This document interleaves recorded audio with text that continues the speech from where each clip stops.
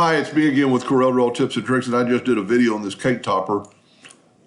And while I'm waiting for the video to make or to load, I thought I'd show how I made this one. All the rest of them are relatively easy and elementary. But to get a teardrop, if you go to basic shapes, common shapes in a lot of the,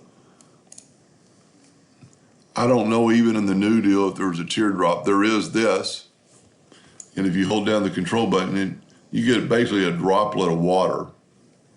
That could work. That could be a petal of some sort, but if you needed one longer and skinnier, you just take the ellipse tool without holding down the control button and make an elongated ellipse. Go up to object and convert it to a curve, and then you've got nodes.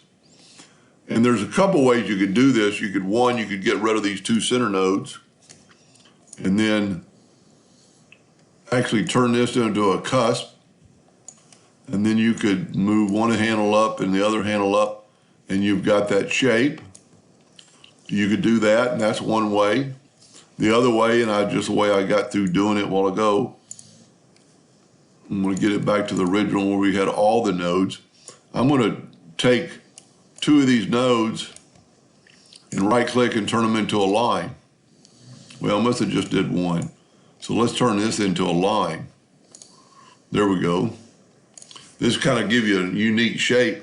Control D and make a duplicate and then mirror it.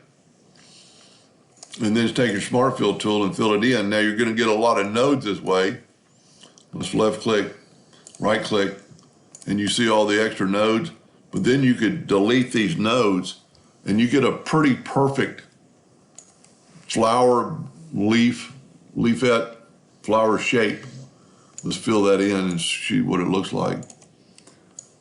So that's how I would create that shape.